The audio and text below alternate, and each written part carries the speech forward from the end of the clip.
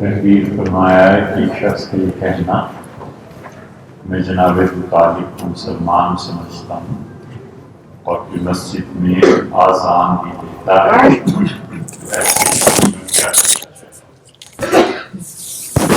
ایسے کہ اپنے ہاتھ پر چھوڑ دیا جائے۔ بھائی، حضرت ابو طالب کے متعلق عقیدے کی بات، ہمارے نزدیک حضرت ابو طالب کا انتقال اسلام پر نہیں ہوا، اور یہ اتنی شدید بات ہے کہ اہل تشیع کے ہاں یہ کفر کے جملے سے کم نہیں ہے، اور یہ ان کے عقائد میں سے گویا ہے کہ حضرت ابو طالب مسلمان تھے، اور ہمارے بزرگوں نے جو کچھ لکھا ہے کتابوں میں، وہ کہتے ہیں کہ حضرت ابو طالب کا ذکر ہمیشہ عزت اور احترام سے کرنا چاہیے، اور بغیر ضرورت کے حضرت ابو طالب کے ایمان اور کفر پہ بحث نہیں کرنی چاہیے۔ کیا فائدہ؟ اس سے بھی بڑھ کے پھر یہ وہابی ہیں جو حضرت رسالت پناہ صلی اللہ علیہ وسلم کے والدین تک پہ جہنمی قرار دیتے ہیں، اور معاذ اللہ استغفر اللہ ایسی باتیں کرتے ہیں۔ کچھ بھی آیا ہو کتاب و سنت میں، کوئی آدمی ایسا بے حیا نہیں ہوتا کہ وہ ان چیزوں کو جا کر نقل کرے۔ کون ایسا ہے جس نے ماں بہن کی گالیاں نہ سنی، حتیٰ کہ قتل کی نوبت آ جاتی ہے، لیکن گھر جا کے یہی کہتا ہے کہ آپ کو برا کہہ رہا تھا، امی آپ کو برا کہہ رہا تھا۔ یہ تھوڑی ہوتا ہے کہ گالیاں جا کے منہ پہ سنا دے کہ آپ کو یہ کہہ رہا تھا، والعیاذ باللہ۔ اسی طرح حضرت ابو طالب کے متعلق ہمیشہ ایک تو بغیر ضرورت کے یہ بات کرنی نہیں چاہیے، اور دوسرے ادب اور احترام رہنا چاہیے۔ حضرت ابو طالب کو یہاں تک ہمارے حضرات نے لکھا ہے کہ اگر کوئی ان کے کفر کی بار بار بات کرے تو ڈر ہے کہ رسول اللہ صلی اللہ علیہ وسلم کے سامنے جب اعمال پیش کیے جائیں اور اس میں یہ چیزیں آ جائیں تو انہیں تکلیف پہنچے، دکھ پہنچے۔ تو آخر فائدہ کیا ہے رسول اللہ صلی اللہ علیہ وسلم کو دکھ اور تکلیف دینے کا؟ تو اس لیے ایک بات تو یہ ہے۔ دوسری بات یہ ہے کہ اس آدمی کا عقیدہ ہے، اب ہے، کیا کریں گے آپ اسے؟ ممکن ہے پڑھا لکھا ہے، ممکن ہے جاہل ہے، لیکن یہ ایسی چیز نہیں ہے جس کی وجہ سے ہم اسے روک دیں کہ مسجد میں اذان نہ دیں۔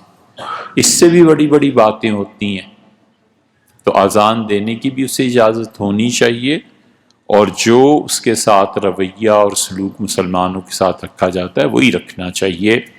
یہ ایسی چیزیں ہی نہیں ہیں کہ جن کو کفر اور اسلام کا دار و مدار بنایا جائے۔ اب یہ ایک بات کرتے ہیں، اہل السنہ کے امام تھے ابو بکر جساس رازی رحمۃ اللہ علیہ۔ جساس رازی رحمۃ اللہ علیہ کی جب تفسیر پڑھی تو ان کی 4 جلدوں میں 9 مقامات ایسے ملے جہاں ہم نے نشان لگا دیا کہ یہ ہمارے اہل السنہ کے طریقے کے خلاف ہے۔ انہوں نے صاف جادو کا انکار کیا، حالانکہ جادو ہمارے نزدیک اہل السنہ کے عقیدے میں شامل ہے کہ جادو پر حق ہے۔ اہل تشیع نہیں مانتے، حنفیوں میں جساس نے نہیں مانا، اور جساس رازی رحمۃ اللہ علیہ اب تک کہتے ہیں کہ امکان امام الحنفیہ فی عصری، اپنے دور میں حنفی فقہا کے امام تھے اور بہت بڑے آدمی تھے۔ وہ اللہ تعالیٰ کو قیامت میں دیکھنے کے قائل نہیں۔ اتنی بڑی بڑی باتیں، 7 باتیں اور ہیں، 9 جو ہمارے مطالعے میں آئیں، کوئی ایسی بات نہیں۔ اس لیے انہیں سمجھا دینا چاہیے، ممکن ہے ان کے پاس دلائل، اور نہ بھی دلائل ہوں اس کے پاس، تو امر واقعہ یہ ہے کہ خود اہل السنہ نے کتابیں لکھی ہیں حضرت ابو طالب کے مسلمان ہونے پہ، اور انہوں نے دلائل اکٹھے کیے، تو ایسی بھی کیا آگ لگ گئی ہے کہ اس مسئلے پہ جو دوسرے لوگ اپنے دلائل دیتے ہیں وہ بھی سن لینے چاہیے، خاموش رہنا چاہیے؟ نہ قیامت میں کسی نے پوچھنا ہے، نہ کوئی سوال جواب ہے، کیوں ایسی باتوں میں آدمی پڑے؟ دوسرا سوال ارشاد فرمایا ہے کہ جو شخص بیوی کے نفقہ پر قادر نہ ہو اس کے لیے نکاح کرنا حرام ہے۔ جی ہم نے کہا ہے، کیا یہ تقدیر کے منافی نہیں؟ اور یہ مسئلہ ایسے ہی ہے، اور قرآن کریم میں جو ہے کہ اگر فقیر ہو تو یغنیہم اللہ، اللہ انہیں دے دے گا۔ صحیح موقف کیا ہے؟ صحیح موقف وہی ہے جو مسئلے میں بیان کیا کہ جس شخص کے پاس استطاعت نہ ہو اپنی بیوی کی کفالت کی، اسے نکاح کرنا ہی نہیں چاہیے۔ تقدیر کا مسئلہ تو پھر ہر جگہ میں آئے گا۔ سیدنا عمر رضی اللہ عنہ سے کسی نے کہا تھا، انہوں نے چور کو سزا دی تو اس نے کہا امیر المومنین میں نے کب چوری کی؟ اب یہ کس نے کیا؟ اس نے کہا یہ تو خدا کی تقدیر میں تھا۔ ان کے اچھا میں بلاتا ہوں تمہیں دوبارہ۔ حد نافذ ہوئی تو پھر بلا کے اس کے سر پہ مارا اور فرمایا یہ یہاں خرابی تمہارے پیدا ہو گئی ہے، یہ جو کچھ میں نے کیا یہ تقدیر سے باہر تھا، یہ بھی تقدیر ہی ہے۔ تو اس لیے تقدیر کی مباحث میں نہیں پڑھنا چاہیے، آدمی اپنے حالات کو دیکھے، اس کے مطابق عمل کرے۔ ایک چیز یہ دریافت فرمائی ہے کہ سورج گرہن، تو اس کے متعلق تو ہم نے تفصیل سے عرض کر دیا تھوڑی سی، کہ رسول اللہ صلی اللہ علیہ وسلم نے اس موقع پر نماز پڑھی تھی 2 رکعتیں، اور رسول اللہ صلی اللہ علیہ وسلم نے ایک ایک رکعت میں کتنے رکوع کیے، کتنے سجدے کیے، یہ فقہا کا اختلاف۔ بعض حضرات اس بات کے قائل ہیں کہ ایک ایک رکوع، ایک ایک رکعت میں رسول اللہ صلی اللہ علیہ وسلم نے 5 مرتبہ رکوع کیا ہے، 3 مرتبہ رکوع کیا ہے، 7 مرتبہ رکوع کیا ہے، اتنے سجدے کیے ہیں۔ ہمارے حنفی فقہا کے نزدیک وہ یہ ہے کہ اللہ کی عظمت کی وجہ سے رسول اللہ صلی اللہ علیہ وسلم کا کھڑا ہونا گویا دشوار ہو گیا تھا، اتنی زیادہ رکت آپ پہ طاری تھی اور اتنا رونا تھا، اللہ کے جلال کی وجہ سے، اللہ کے روب کی وجہ سے، کہ سورج جیسی چیز اس میں گہن لگ گیا، کہ اللہ کی قدرت کی علامت۔ اور رسول اللہ صلی اللہ علیہ وسلم نے خطبہ دیا یا نہیں دیا، اس میں بھی فقہا 20 سے زیادہ صحابہ کرام رضی اللہ عنہم اس کی روایت کرتے ہیں، اور ہر کوئی جو اس نے دیکھا ہے وہ۔ جابر ابن سمرہ رضی اللہ عنہ عبد الرحمن ابن سمرہ رضی اللہ عنہ کہتے ہیں کہ میں آیا تو رسول اللہ صلی اللہ علیہ وسلم نماز پڑھانی شروع کر چکے تھے، تو میں ان کے ساتھ نماز میں ہی مل گیا۔ وہ 2 رکعتوں ہی کی بات کرتے ہیں، اور رسول اللہ صلی اللہ علیہ وسلم کے بار بار جھک جانے سے مراد سجدہ اور رکوع نہیں ہے، بلکہ اللہ کی عظمت کی وجہ سے سر مبارک کو جھکا دینا، پھر دیر تک کھڑے ہو کے اتنی دیر تک دعا مانگتے رہے ہیں حتیٰ کہ سورج صاف ہو گیا۔ ہمارے ہاں چونکہ 10 بجے کا وقت ہے نا، کہ 8 سے 10 بجے تک سورج گرہن ہوگا، تو ہم نے اس کے آخری حصے میں رکھی تھا کہ دعا میں 10 بج کے چند منٹ ہو جائیں اور سورج صاف ہو جائے، اس سنت پہ عمل ہو جو رسول اللہ صلی اللہ علیہ وسلم کرتے تھے۔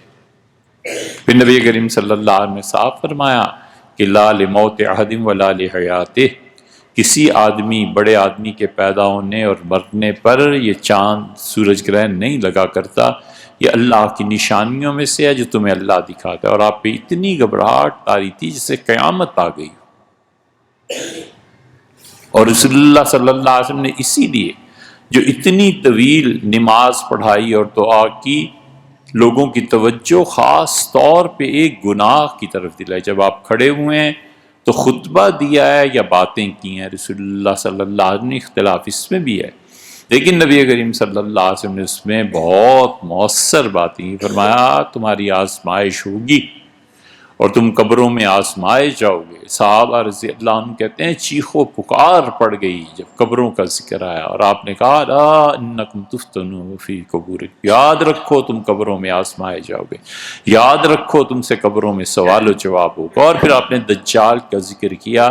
اسماء رضی اللہ عنہ کہتی ہیں ایسی چیخو پکار اور رونا دھونا تھا کہ میں ڈر گئی کہ دجال کے یہ گھر کے قریب جو جھاڑیاں ہیں یہیں تو نہیں چھپا ہوا؟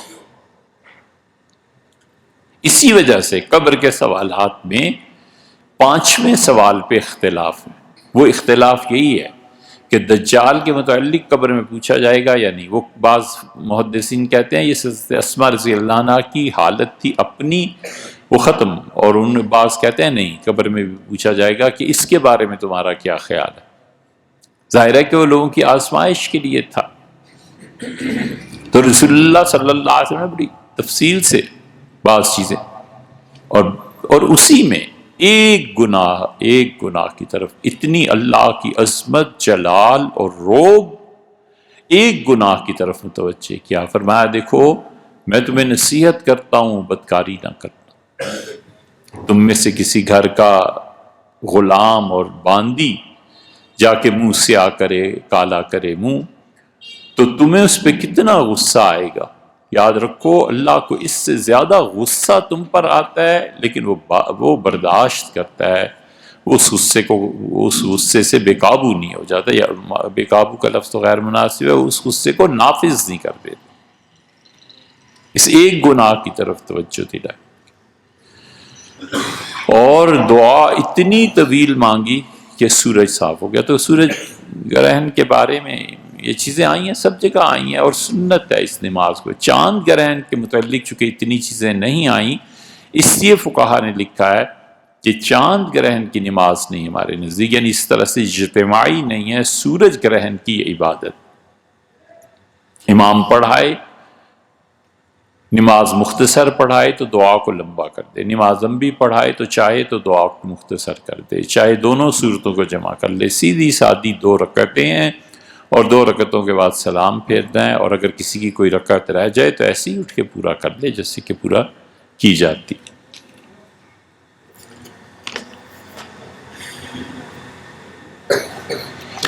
قیصر و کسریٰ لقب تھا، جیسے روس کے بادشاہ کا لقب کسی زمانے میں زار تھا، جیسے شاہ ایران، یہ جتنی پشتیں گزری انہیں شاہ ایران ہی کہا جاتا تھا، اور جیسے چانسلر جرمنی میں رائج ہے، جیسے فرعون، یہ انہوں نے کوئی 2-2.5 ہزار سال حکومت کی ہے فرعونہ نے، ایک فرعون آیا پھر دوسرا پھر تیسرا، پھر ہوتے ہوتے اس طرح یہ چلتے رہے۔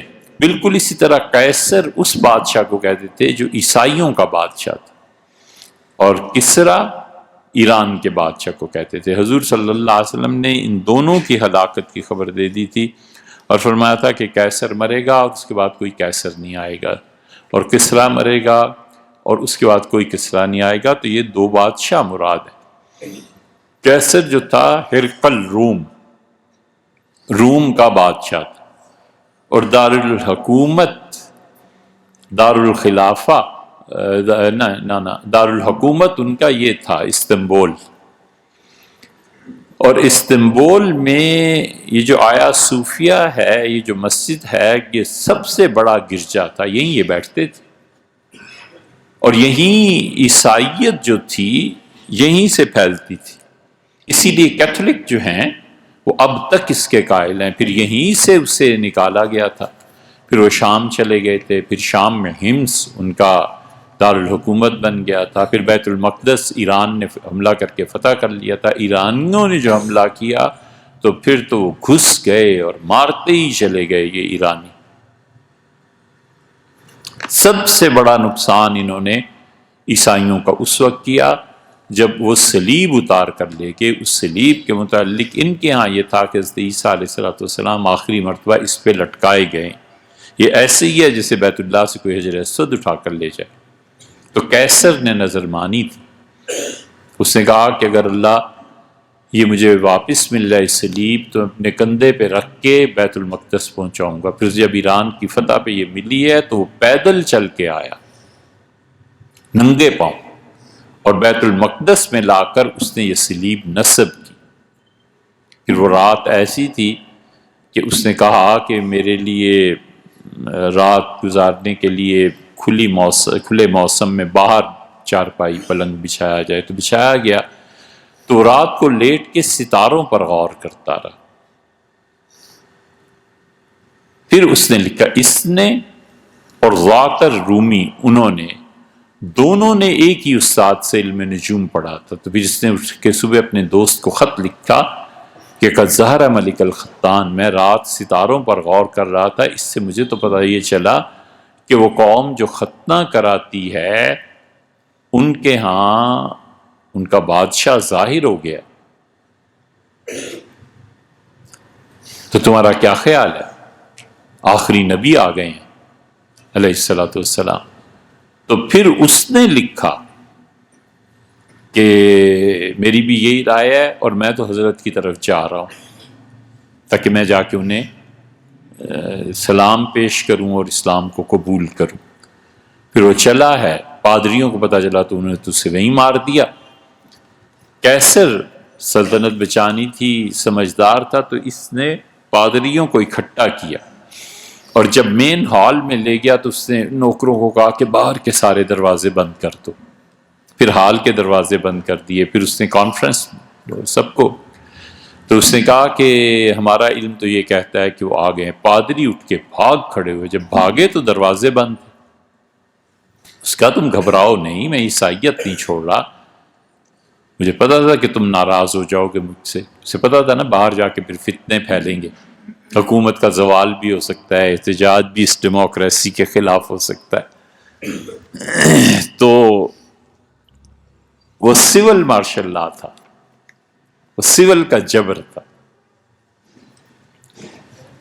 تو اس نے پھر بٹھایا انہیں.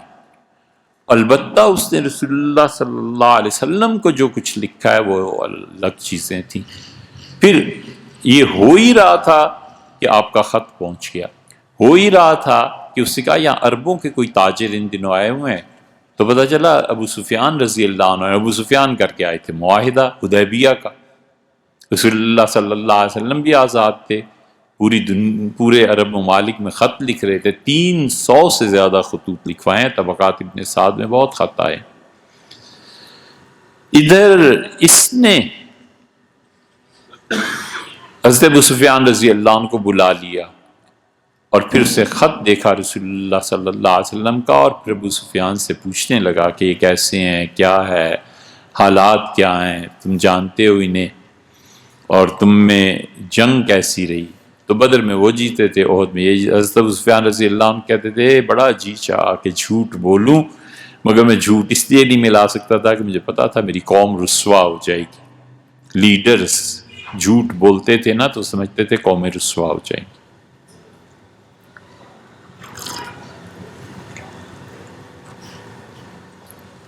تو پھر اس نے کہا ابو سفیان اگر یہ سب کچھ سچ ہے جو میں سن رہا ہوں اور دیکھ رہا ہوں تو میرا بس چلے تو میں ان کی خدمت میں حاضر ہوں. لغسلت عن قدمے، میں انہیں بٹھاؤں کرسی پہ اور ان کے پاؤں دھو کے پانی پی.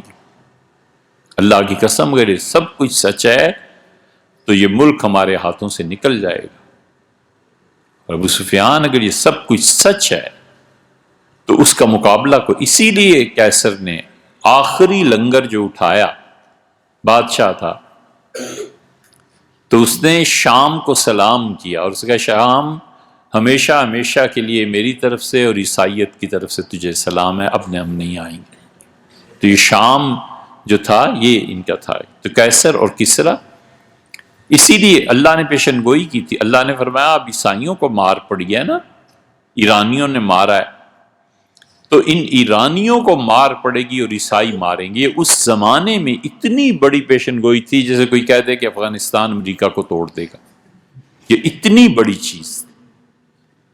ٹوائن بی نے اس پہ بحث کی ہے اور ٹوائن بی نے لکھا ہے، یعنی حضور صلی اللہ علیہ وسلم اسلام کی صداقت کے متعلق اس نے کہا ہے یہ اس زمانے میں پیشن گوئی کرنا ممکن ہی نہیں تھا. جب یہ صحابہ رضی اللہ عنہ نے کہا تو لوگ ہنسے. لوگوں نے کہا معاذ اللہ پاگل ہو گئے ہو، سٹھیا گئے ہو، یہ کیسی بات ہے.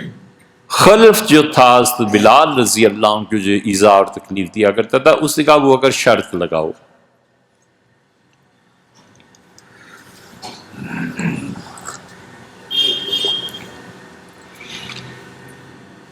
اگر یہ ہو گیا تو کتنے اونٹ لوگے، اور نہ ہوا تو کتنے دو گے؟ سیدنا ابوبکر رضی اللہ عنہ نے کہا کہ ٹھیک ہے 10 اونٹوں کی شرط لگاتے ہیں۔ اس زمانے میں یہ جائز تھا۔ حضور صلی اللہ علیہ وسلم آئے تو آپ نے کہا تم نے دیکھا نہیں؟ ابوبکر اللہ نے کہا فی بضع سنین، بضع میں یعنی 3 سے لے کر 9 سال کے اندر اندر یہ واقعہ پیش آئے گا، اور اس سے جاؤ اور اس کو دوبارہ کرو معاہدے کو۔ ابوبکر رضی اللہ عنہ گئے اور کہا 3 سے 9 سال میں یہ واقعہ ہوگا، تو وہ ہنسا، اس سے کہا اچھا چلو آگے۔ انہوں نے کہا 40 اونٹ کر دو، اس سے کہا 40 اونٹ کر لو، ہونا کچھ نہیں ہے۔ اور اللہ نے فرمایا کہ یومئذ یفرح المومنون، اس دن ایمان والے بڑے خوش ہوں گے جب ایرانیوں کو شکست ہوگی اور عیسائی غالب آئیں گے۔ وہ پھر ہوا ایسے ہی، اتنی مار پڑی ایرانیوں کو، وہ کہاں ان سے بیت المقدس اور کہاں یہ سارے علاقے انہوں نے لے لیے۔ اور ادھر بدر ہو گیا تھا، بدر میں وہ قتل ہو گیا تھا خلف۔ اتنے حضور صلی اللہ علیہ وسلم ایسے ہی نہیں بھیج دیے گئے تھے عربوں میں، ان عربوں میں اخلاقیات اتنی اچھی تھیں کہ اس کے بیٹے 40 اونٹ لے کر حاضر ہوئے مدینہ منورہ۔ کہا ہمارا والد اگرچہ مار دیا تم نے بدر میں، لیکن اس نے وعدہ کیا تھا وہ کر آپ سے، یہ آپ کی امانت ہے، آپ رکھیے۔ عیسائی غالب آئے اور ایرانی ہار گئے، ہم شرط ہار گئے۔ یہ حربی کافر کا مال تھا، رسول اللہ صلی اللہ علیہ وسلم لے لیا۔ جمعے کی دوسری اذان مؤذن امام کے سامنے کھڑے ہو کر کیوں ادا کرتا ہے؟ اس کی کوئی خاص وجہ ہے؟ اور کیا یہ دوسری اذان آپ کے دور سے جاری ہے یا صحابہ کرام رضی اللہ عنہ کے دور سے شروع ہوئی؟ دوسری اذان سیدنا عمر رضی اللہ عنہ کے سیدنا عثمان رضی اللہ عنہ کے زمانے میں شروع ہوئی، اور بعض کا خیال ہے 3 اذانیں تھیں۔ سیدنا عثمان رضی اللہ عنہ کے دور میں لوگ زیادہ آنے لگ گئے تھے، آبادی بہت پھیل گئی تھی، تو حضرت عثمان رضی اللہ عنہ نے کہا مدینہ منورہ میں فلاں جگہ مسجد کے قریب جو ٹیلا ہے اس پہ چڑھ کے اذان دیا کرو، تاکہ لوگوں کو پتہ چل جائے کہ بالکل اب جماعت تیار ہے۔ پہلی اذان ممبر کے سامنے رسول اللہ صلی اللہ علیہ وسلم کے سامنے دی جاتی تھی، پھر سیدنا ابوبکر، عمر، عثمان رضی اللہ عنہ وغیرہ کے سامنے بھی ایسی ہی ہوتا، سیدنا علی رضی اللہ عنہ کے زمانے میں بھی۔ نسائی کی ایک روایت میں آتا ہے کہ رسول اللہ صلی اللہ علیہ وسلم کے سامنے جو دروازہ تھا اس پہ اذان دی جاتی تھی۔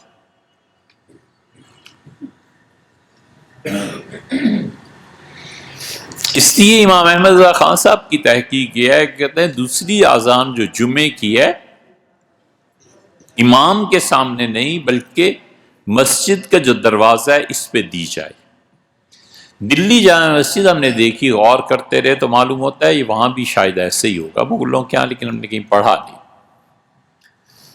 اور تیسری ایک رائے یہ ہے ممبر کے سامنے، ایک رائے دروازہ، ایک رائے یہ ہے کہ 3 اذانیں ہوتی تھی۔ سیدنا عثمان رضی اللہ عنہ کے زمانے کی جو اذان تھی وہ وقت کے ساتھ ختم ہو گئی، وہ لوگوں کو آگاہ، اور بعض کہتے ہیں کہ یہ دوسری اذان سیدنا عثمان رضی اللہ عنہ کے زمانے میں ہوئی، بعض کہتے ہیں پہلی اذان۔ اس سے حنفی فقہا کے نزدیک پہلی اذان کے بعد نہ آنا حرام ہے۔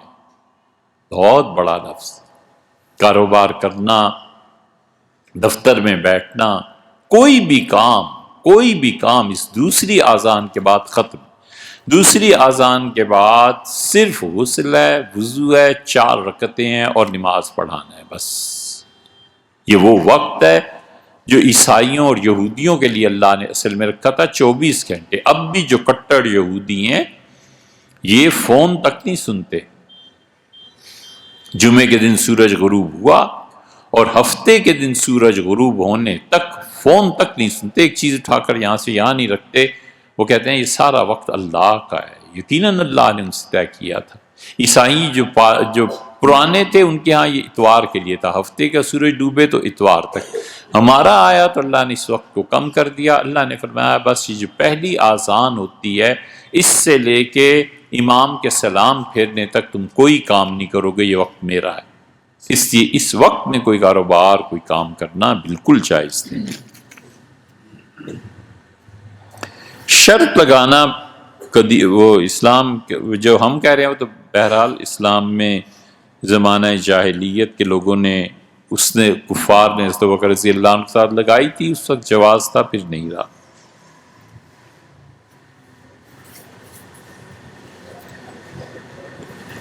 ناجائز ہے بھئی شرط لگانا، شرط پہ جو مال ملتا ہے وہ بھی جائز نہیں۔ اور آپ کے دوسرے سوال کا جواب دیکھیں گے۔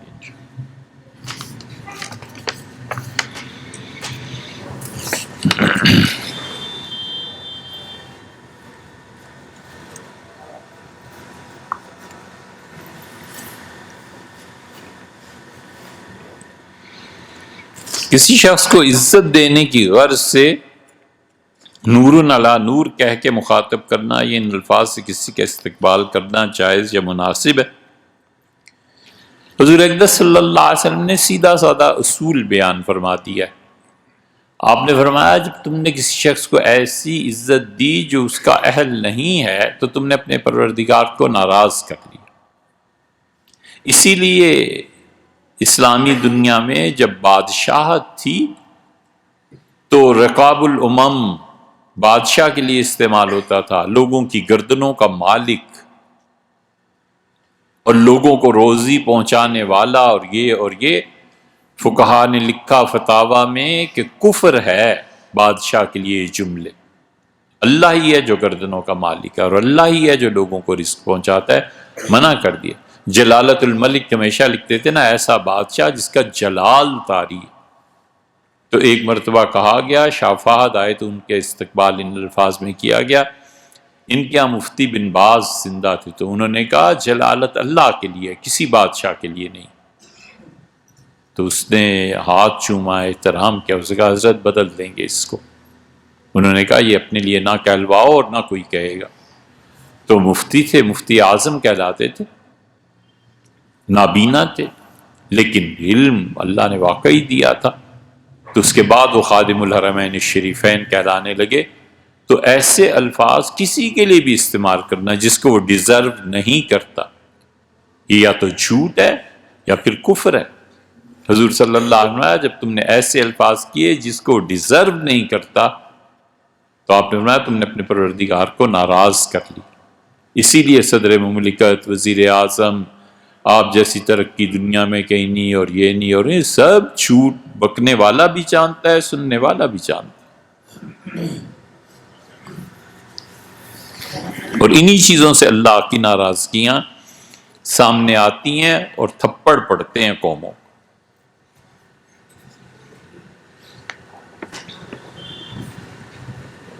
سیدنا علی رضی اللہ عنہ کی حدیث سنی تھی، دروازے پہ دستک دی اور تہجد کے لیے جاگنے کا فرمایا۔ سوال یہ ہے کہ تہجد تو رسول اللہ صلی اللہ علیہ وسلم اپنے گھر میں ادا کرتے تھے کہ فجر کی سنتیں بھی، تو پھر رسول اللہ صلی اللہ علیہ وسلم کہاں جا رہے تھے جب انہوں نے سیدنا علی رضی اللہ عنہ کا دروازہ کھٹکھٹایا؟ جی یہ حدیث ہم نے بیان کی تھی۔ حضور اقدس صلی اللہ علیہ وسلم کی زندگی میں یہ واقعہ ہمیشہ تو پیش نہیں آیا نا، ہوا ہے ایسے کسی دن تشریف لے جا رہے تھے مسجد نبوی، اور سیدنا علی رضی اللہ عنہ کا گھر جو تھا، حضرت فاطمہ رضی اللہ عنہ کا حجرہ، یہ رسول اللہ صلی اللہ علیہ وسلم کے حجرے کے بالکل سامنے تھے۔ اسی لیے یہ جو کہا جاتا ہے نا کہ حضرت فاطمہ رضی اللہ عنہ کی قبر بھی رسول اللہ صلی اللہ علیہ وسلم کے ساتھ ہی ہے وہاں، اور اہل تشیع جو وہاں جا کر سلام پیش کرتے ہیں تو حضرت فاطمہ سلام اللہ علیہا ان کی قبر ان کے گھر میں بنائی گئی، تو آمنے سامنے تھی اور چھوٹی سی گلی بن جاتی تھی، یہ گلی آگے جا کر مسجد نبوی کو مل جاتی تھی۔ تو حضور اقدس صلی اللہ علیہ وسلم ایک دن اٹھے ہیں، اس دن ہمیں نہیں معلوم نماز تہجد کے اپنے گھر پہ پڑھی یا مسجد میں جا کے پڑھی، لیکن رسول اللہ صلی اللہ علیہ وسلم یہ کیا ہے کہ سیدنا علی رضی اللہ عنہ کے دروازہ کھٹکھٹایا اور کہا کہ نماز پڑھ لو، نماز کا وقت ہے۔ وہ سو رہے تھے تو رسول اللہ صلی اللہ علیہ وسلم انہوں نے کہا اللہ کے رسول، اللہ کے قبضے میں ہماری جانیں ہیں، جب وہ چاہے نماز کے لیے اٹھا دے، جب چاہے سلا دے۔ تو حضور صلی اللہ علیہ وسلم نے اس پہ ذرا سا محبت کی وجہ سے عتاب فرمایا. عتاب ہوتے ہی وہاں ہے جہاں محبت ہوتی ہے. جب محبت ہی نہ رہے تو شکایت کیسی؟ قطع کیجئے نہ تعلق ہم سے، کچھ نہیں تو عداوت ہی صحیح. تو جب عداوت بھی ختم ہو جائے نا، جب کوئی کہنا سننا ہی چھوڑ دے، تو اس کا مطلب یہ ہے کہ اب کچھ نہیں رہا. تو وہ عتاب فرمایا کان الانسان اکثر شیئن جدلا، آدمی بہت ہی جھگڑالو ہے، آدمی جھگڑا کرتا ہے. یہ کیا کہ تشریف لے گئے، یہ صحیح احادیث میں، اس میں کیا ایسی بات ہے. بچوں کو مسجد لے جاتے ہوئے اکثر خوشبو لگاتا ہوں. ایک خوشبو کو کیسے لکھا ہے؟ مگر بڑے بوڑھے بچوں کو خوشبو لگانے سے روکتے ہیں. یہ جو روکتے ہیں ان سے پوچھئے، ورنہ اصولی طور پہ تو کچھ نہیں. حضور صلی اللہ علیہ وسلم منع کیا ہے عورتوں کا ایسی خوشبو لگانا جس کی وجہ سے غیر مرد جو ہیں ان کی طرف متوجہ ہوں، اور اسے بڑی سخت باتیں بھی کی ہیں. آپ نے فرمایا کہ وہ تو ایسی ہے جس پہ غسل واجب ہو گیا. مطلب یہ کہ بہت ہی بری حرکت اس نے کی کہ راہ میں جا رہی ہے، بازار ہے، گلی ہے، تو غیر مرد اس کی طرف متوجہ ہوں کہ خوشبو آ رہی ہے. باقی یہ بچوں کو لگانے کی، یہ ان سے پوچھئے. مگر ایک بات خیال میں ہے کہ ہمارے ان دیار میں پرانے زمانے میں جو لوگ منع کرتے تھے، وہ اس کی کتابوں میں جو وجہ لکھی ہے وہ کہتے تھے کہ جنات آ جاتے ہیں، جنات چمٹ جائیں گے، نظر لگ جاتی، بچے کی طرف توجہ ہو گئے تو نظر بھی لگے گی. لیکن یہ باتیں صرف مطلب یہ کہ ہمارے یہاں رائج ہیں، کہی جاتی ہیں، کتاب و سنت سے اس کا تعلق نہیں. رات کے وقت قبرستان جاتے ہوئے بہت ڈر لگا. بالکل ٹھیک ہے، خواتین کو تو دن میں بھی ڈر لگتا ہے. بچپن سے ایسی باتیں سنتے ہیں جس سے دل میں ایک ڈر بیٹھا ہوا ہے. رات کے وقت قبرستان نہیں جانا چاہیے. جائیے، ضرور چاہیے. کیا ہے، حضور صلی اللہ علیہ وسلم بھی رات کو تشریف لے گئے. کوئی ایسی بات نہیں ہے، اپنی اپنی طبیعت کی بات ہے. رات کو ڈر لگتا ہے، مت چاہیے. کیا ضرورت پڑی ہے اپنے آپ کو خام خواہ ایک نفسیاتی مرض میں مبتلا کرنے کی؟ اور جانا ہے تو ضرور چاہیے، کچھ بھی نہیں ہوتا. کسی غیر مسلم کے چھینکنے پہ کہا جا سکتا ہے بلیسڈ، کہا جا سکتا ہے، کہنا بھی چاہیے، دعا کا جملہ ہے. کیا وضو میں پاؤں کی انگلیوں میں خلال کیے بغیر دھونے سے وضو ہو جاتا ہے؟ ہو تو جائے گا، لیکن خلال کو اس لیے کہتے ہیں کہ بسا اوقات انگلیاں جو ہیں نا وہ اتنی جڑی ہوئی ہوتی ہیں کہ پانی اس میں جاتا نہیں. حضور اقدس صلی اللہ علیہ وسلم کے سامنے ایک مرتبہ یہ واقعہ پیش آیا تھا. لوگوں نے جلدی جلدی وضو کیا تو آپ نے دیکھتے رہے کھڑے ہو کے، مصلے پہ تھے. تو جو لوگ جب آئے ہیں، لوگوں کو یہ جلدی تھی کہ آپ مصلے پہ کھڑے ہیں. تو حضور صلی اللہ علیہ وسلم نے دیکھا بعض لوگوں کی ایڑیاں نہیں گیلی ہوئی تھیں. تو آپ نے ویل للعقاب من النار، جہنم کی آگ انہیں تر کرے گی، جہنم کی آگ انہیں گیلا کرے گی. سختم بھی فرمائی کہ فرض ختم ہو گیا نا. تو جب وضو نہیں رہا تو نماز بھی نہیں ہوئی. اس لیے خلال کے متعلق کہتے ہیں. والد کی وفات کے بعد وراثت تقسیم ہونے سے پہلے کسی وارث کا انتقال ہو جائے تو کیا وراثت ان مرحوم کے بچوں میں بالکل اگر اس کا حق بنتا ہے تو وہ حق اس کی اولاد کی طرف منتقل ہو جائے گا.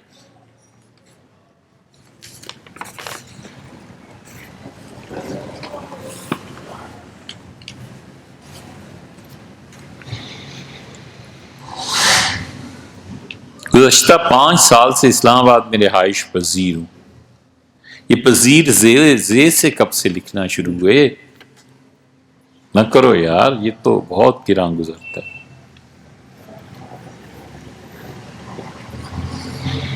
ایک پرائیویٹ کوارٹر ہے، دیکھو پھر. لیکن میں ہر ہفتے، یہ ہر ایسے لکھتے ہیں، لیکن میں ہر ہفتے آبائی گھر جاتا ہوں جو کہ 90 کلومیٹر ہے. جب 90 کلومیٹر پہ آپ گئے تو آپ مسافر ہو گئے. لیکن وہ آپ کا آبائی گھر ہے، اصل گھر ہے، تو پھر تو آپ مقیم ہیں. ورنہ 90 کلومیٹر کا سفر آدمی کو مسافر بنا دیتا ہے. اسلام آباد سے کیا قصر نماز کی شرائط پوری ہو رہی ہیں؟ میں کچھ دنوں سے بہت اطمینان سے ہوں کہ قصر پڑھوں یا پوری نماز. تو اطمینان کا ہوا کہ قصر پڑھوں گے پوری نماز، یہ تو بے اطمینانی ہوئی۔ دیکھیے سیدھی سی بات ہے، آپ اسلام آباد میں ہیں، 90 کلومیٹر آپ کے گھر سے اسلام آباد بنتا ہے، آپ مسافر ہیں، لیکن چونکہ 5 سال سے آپ رہائش پذیر ہیں، کبھی بھی آپ اگر اسلام آباد میں 15 دن یا اس سے زیادہ قیام کیا تو آپ یہاں مقیم ہو جائیں گے۔ یہ بھی اقامت ہے، وہ بھی اقامت ہے۔ اسلام آباد کی حدود جہاں ختم ہوتی ہیں اور گورنمنٹ نے سائن لگا رکھا ہے کہ یہاں اسلام آباد ختم ہو گیا، اس سے لے کے آپ کے شہر یا گاؤں کی حدود جہاں شروع ہوتی ہیں وہاں تک کا درمیانی جو فاصلہ ہے، اس میں آپ مسافرت کی نماز پڑھیے، اور اسلام آباد میں اور جب گھر پہنچ جائیں تو پوری نماز پڑھیے۔ ایک بات۔ دوسری بات یہ ہے کہ آپ کبھی 15 دن ٹھہرے ہی نہیں 5 سال میں، تو آپ مسلسل مسافر ہیں، آپ ٹھہرے ہی نہیں، کبھی اسلام آباد آپ کی اقامت ہوئی ہی نہیں، ہمیشہ 12 دن بعد 13 دن بعد چلے گئے۔ تو اسلام آباد میں لیکن آپ کے پاس کوارٹر ہے، سب کچھ ہے، آپ مسافر ہوں گے کیونکہ 15 سے ہمیشہ کم ٹھہرے ہیں۔ اس مسافرت میں سنت موقدہ نہیں چھوڑی جا سکتی، یہ پوری پڑھنی ہوگی، امام کے پیچھے بھی نماز پوری پڑھنی ہے۔ صرف آپ اپنے طور پہ اگر نماز پڑھیں گے تو 4 کی 2 رکعتیں پڑھیں گے، ظہر میں، عصر میں اور عشاء میں، اور عشاء میں وتر، وہ تو پڑھنے ہی پڑھنے۔ تو قصر جو ہوتی ہے ہمیشہ فرض نمازوں میں ہوا کرتی ہے اس شخص کے لیے جو مسافر ہے۔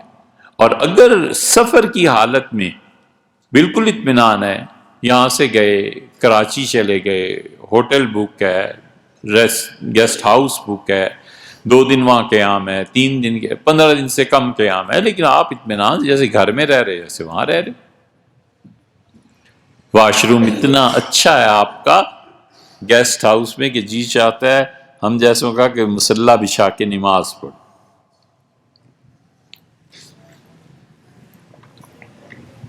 دولت کی غلط تقسیم سے یہ جو چونچلے ہیں نا، یہ اسی طرح نبھتے ہیں۔ تم جاؤ ان کے گیسٹ ہاؤسز میں، ان کے ریسٹ رومز میں، تو اسے دیکھ کے احساس ہوتا ہے کہ یہ اپنے زمانے کے فرعون ہیں۔ بس بات اتنی سی ہے کہ ورا اون مارا اون نیست، فرعون کو حکومت ملی ہوئی تھی، مجھے حکومت نہیں ملی، نہیں تو میں بھی فرعون سے کم نہیں۔ یہ سب فرعونہ ہیں، یہ سب فرعون کی اولادیں۔ پیسہ گورنمنٹ کا ہے نا جی، کسی اور کا تو لگتا نہیں ہے، ٹیکس عوام سے وصول کر کے خرچ کرنا ہے نا، پھر کیا ہے، اپنے مونڈوں کی کمائی ہو نا، اپنی کمائی ہو تو پھر پتہ چلتا ہے کہ پیسہ کیسے خرچ ہوتا ہے، ولیعاذ باللہ۔ تو اس لیے بہرحال دوسری طرف کو چلے گئے، جب آدمی کو ایسی سہولتیں میسر ہوں تو سنت موقدہ اسے پڑھنی چاہیے۔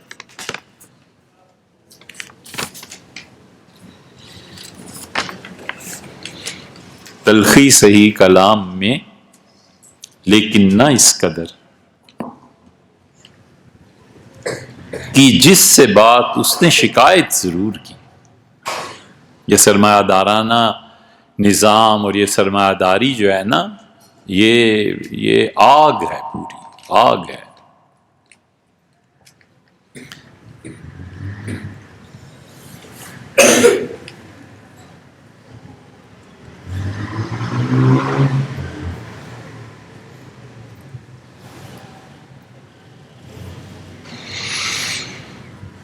ہے تو بات آپ کی درست، لیکن یہ بڑا پیچیدہ مسئلہ ہے، یہ کبھی کوئی بات ہوئی تو عرض کریں گے۔ سوال یہ لکھا ہے کہ عموماً دیکھا ہے جس علاقے کے لوگ اچھے اور وہاں کی مٹی بھی اچھی اور اس مٹی سے کوئی نہ کوئی خوبی برآمد ضرور ہوتی ہے، مثلا علاقے لوگ مزاج کے اچھے ہیں، وفادار ہیں، پھل بھی میٹھا ہوتا ہے۔ جہاں لوگ اچھے نہیں، اخلاق کے کمزور ہیں، وہاں پھل بھی میٹھا نہیں ہوتا۔ کیا یہ انسانی مزاج اور مٹی ایک دوسرے پر اثر انداز ہوتے ہیں، یہ ایک دوسرے پر اثر ہوتا ہے؟ حدیث کا کوئی حوالہ ہوتا ہے بھائی، یہ غلط نہیں ہے، ایسے ہوتا ہے۔ حضور اقدس صلی اللہ علیہ وسلم کے آپ نے حدیث چونکہ پوچھی ہے اس لیے اس کو بتا دیتے ہیں کہ نبی کریم صلی اللہ علیہ وسلم کے قریب ایک وادی تھی بطحان، اس وادی میں ہمیشہ پانی جاتا تھا.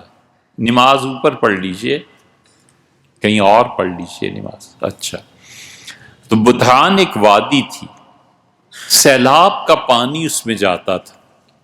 ایک مرتبہ اتنی بارشیں مدینہ منورہ میں ہوئی ہیں کہ اس وادی سے جو پانی نکلا ہے تو آ کے مسجد نبوی کو لگا، اور حضور اقدس صلی اللہ علیہ وسلم کی قبر مبارک تک پانی پانی ہو گیا، اور ایک قبر کھل گئی. جو قبر کھلی تو میت کا پاؤں نظر آنے لگا. کوہرام مچ گیا مدینہ منورہ میں. رات کو لوگ اٹھ گئے اور بھاگے مسجد کی طرف. عمر بن عبدالعزیز رحمۃ اللہ علیہ گورنر تھے، انہیں بتایا گیا تو عمر بن عبدالعزیز رحمۃ اللہ علیہ بھی اسی طرح بھاگے آئے، اور آ کے انہوں نے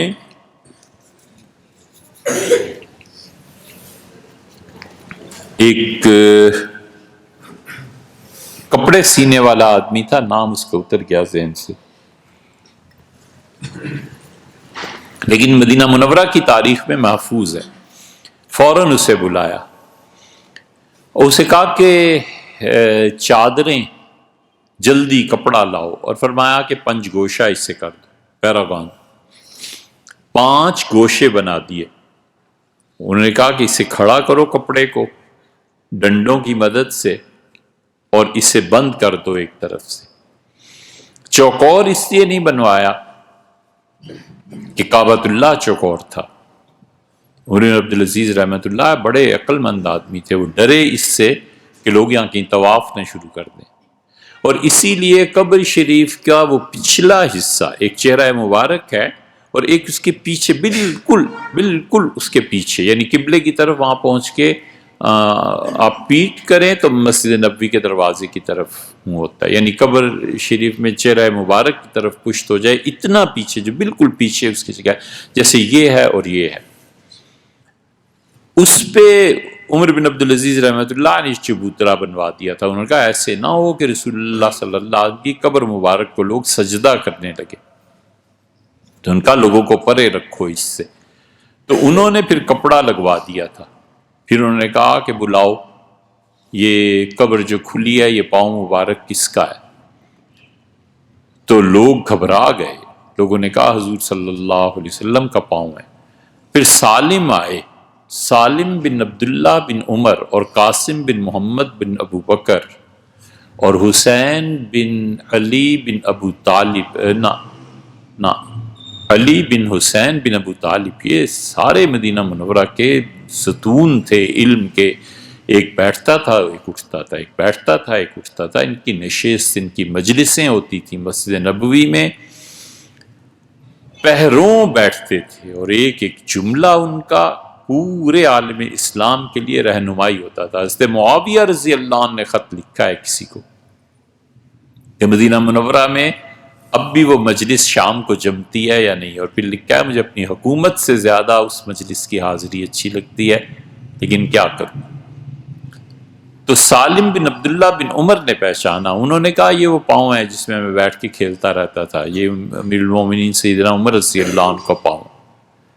تو اس کو 5 گوشیہ یہ بطحان کی وادی پر پھر بند باندھا گیا تھا. بطحان میں چونکہ پانی آتا تھا کثرت سے، تو پانی جہاں بہتا رہتا ہے، آپ ہمارے یہاں بھی دیکھ لیں، وہاں کے پتھر گول ہو جاتے ہیں. یہاں سے کنکریاں لائی جاتی تھی مسجد نبوی میں صف کو بنانے کے لیے. حضور صلی اللہ علیہ وسلم کے زمانے میں بھی کنکریوں کے ذریعے صف سیدھی کی جاتی، پھر دوسری، پھر تیسری لائن، پھر چوتھی لائن، اور یہ گول پتھر ہوتے تھے، چبھتے نہیں تھے پاؤں میں. اور یہی کنکریاں مکہ مکرمہ میں بھی لائی جاتی تھیں اور مطاف میں بچھا دیتے تھے. ہمیشہ لوگ اسی پہ طواف کرتے تھے، انہی کنکریوں پہ. یہ تو جب پیسہ آیا ہے، تیل آیا ہے، تو شاہ فیصل نے غالباً پہلی مرتبہ مسجد حرام میں، بیت اللہ شریف میں یہ سفید پتھر لگوایا. اس سے پہلے ایسے نہیں تھا. تو یہ بطحان کی وادی، اس میں رسول اللہ صلی اللہ علیہ وسلم ایک مرتبہ تشریف لے گئے. یہ ہے آپ کے سوال کا اصل جواب. اور آپ نے مٹی اٹھائی اور آپ نے تربت ارضنا بریقت باطنا، کہ ہماری زمین کی مٹی ہے اور ہمارا تھوک جب اس میں شامل ہو جاتا ہے تو اللہ ہمارے مریضوں کو شفا دے دیتا ہے۔ رسول اللہ صلی اللہ علیہ وسلم ہمیشہ کسی بیمار کے پاس جب جاتے تھے تو آپ یہ دعا مانگتے تھے، پڑھتے تھے اور فرماتے تھے کہ بسم اللہ تربت و ارضنا، اللہ کے نام کے ساتھ تربت و ارضنا، ہماری زمین کی بتحان کی یہ مٹی، بریقت بازنا، ہم میں سے کسی کے تھوک کے ساتھ مل کے، لیشفا سقیمنا، اس مقصد کے لیے استعمال ہوتی ہے کہ اس سے ہمارے مریض شفا پائیں، باذن ربنا، ہمارے پروردگار کے حکم سے۔ یہ رسول اللہ صلی اللہ علیہ وسلم پڑھتے تھے اور بتحان کی مٹی پہ تھوک دیتے تھے، تھوکنا تو نہیں یعنی دھتکار دیتے تھے، اور اس مٹی کو لوگ پانی میں ملا دیتے تھے اور وہ پانی پی لیتے تھے۔ مٹی بیٹھ جاتی تھی تہہ میں، مٹی نہیں کھاتے تھے، مٹی بیٹھ جاتی تھی تہہ میں اور لوگ پانی پی لیتے تھے۔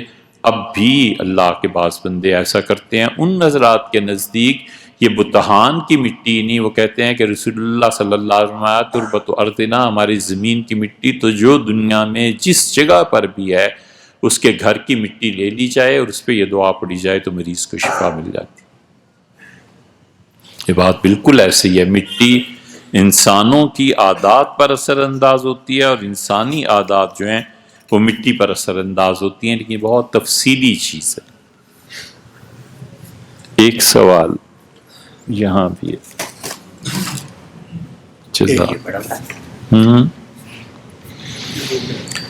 جی یہ ہو گیا۔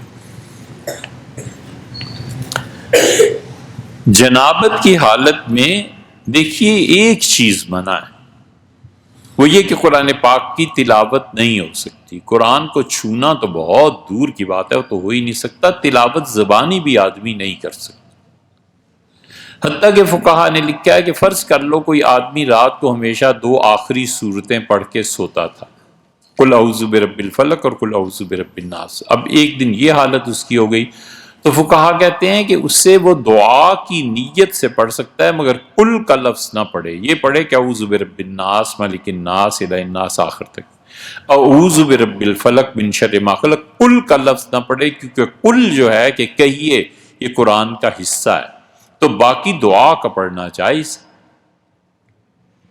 تو اللہ کے جتنے اذکار ہیں ان میں سے صرف قرآن کی تلاوت نہیں کرے گا، باقی درود شریف پڑھے، استغفار پڑھے، قرآنی دعاؤں کو دعا کی نیت سے پڑھے، یہ جائز۔ پھر آپ نے ارشاد فرمایا کہ زبانی، بالکل زبانی تلاوت نہیں کی جا سکتی، ذکر بغیر زبان ہلائے جو ذکر ہوتا ہے، یعنی دل ہی دل میں اللہ کی یاد ہو، تو کوئی بھی ایسی بات نہیں۔ وہ تو کوئی آدمی بیت الخلاء میں بھی جاتا ہے تو دل کبھی اللہ کو یاد کرتا ہے، وہ تو کوئی ایسی بات نہیں، وہ تو ٹھیک ہے۔ اعوذ باللہ، اچھا جنابت میں پاکیزگی حاصل کرنے کے لیے اعوذ باللہ لا حول ولا قوت الا باللہ پڑھنا کوئی اصل نہیں، اس کی کچھ بھی نہیں ہے، سمپلی اس سے نہانا ہے۔ حضور صلی اللہ علیہ وسلم نے فرمایا کہ الا ان، لوگوں یاد رکھو، بال جو جسم پہ ہوتے ہیں ہر ایک کی جڑ میں، ہر ایک کی تہ میں ناپاکی چلی جاتی ہے، تو اپنے پورے جسم کو صاف کر لو۔ یہ بعض لوگوں کو ہوتا ہے کہ جب وہ اس کیفیت سے گزرتے ہیں تو ان کو پسینہ آ جاتا ہے، یہ پسینہ جو آنا ہے یہ اصل میں اسی حدیث کی یہی بات ہے کہ ہر بال میں پسینہ آ جاتا ہے، یعنی اس انسان کا ہر بال ناپاک ہو جاتا ہے، اسے چاہیے کہ وہ غسل کرے اور اپنے آپ کو پاک کرے۔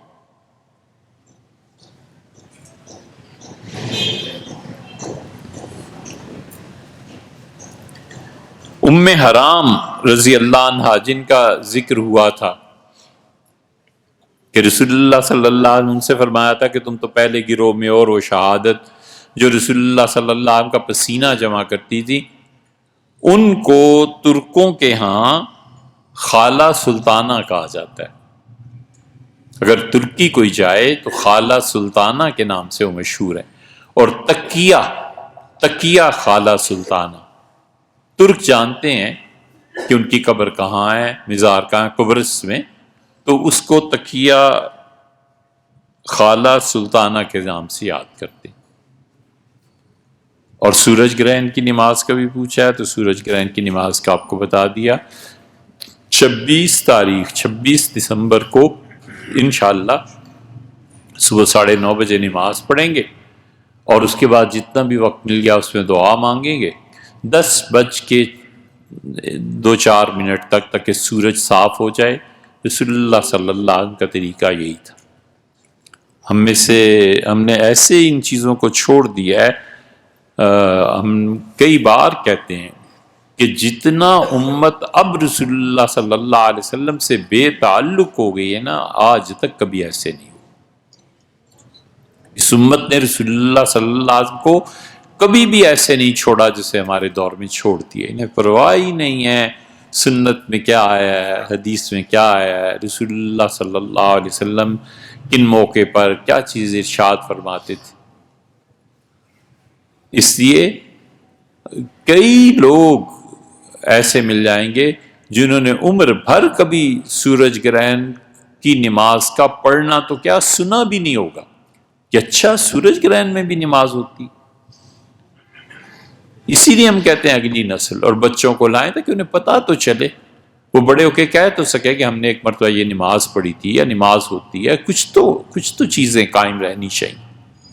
اور پھر رسول اللہ صلی اللہ علیہ وسلم کا اتنا طویل دعا مانگنا، اور خاص طور پہ یہ فرمانا کہ تمہیں پتہ نہیں ہے جو کچھ میں دیکھ رہا ہوں، تم اور پھر جنت کا دیکھنا اور جہنم کا دیکھنا، اور دیوار میں، اور خاص طور پہ اس موقع پہ یہ کہنا کہ دیکھو بدکاری سے بچنا، زنا سے بچنا، اس ایک گناہ کی طرف توجہ دلانا، وہ اللہ کی عظمت اور جو کچھ اس وقت ان پہ منکشف ہوا تھا وہ ساری چیزیں سامنے تھی نا، تو اس لیے بتاتے رہے کہ یہ چیز سب سے زیادہ اللہ کو ناراض کرنے والی چیزوں میں سے، اس سے بچو۔ تو یہ چیزیں اگلی نسل کو سکھانی چاہیے۔ 26 دسمبر صبح 9:30 بجے سے 10:05 بس ایسے ہے 30-35 منٹ اللہ کی عبادت، شکر کرنا چاہیے اگر اللہ توفیق بخشے۔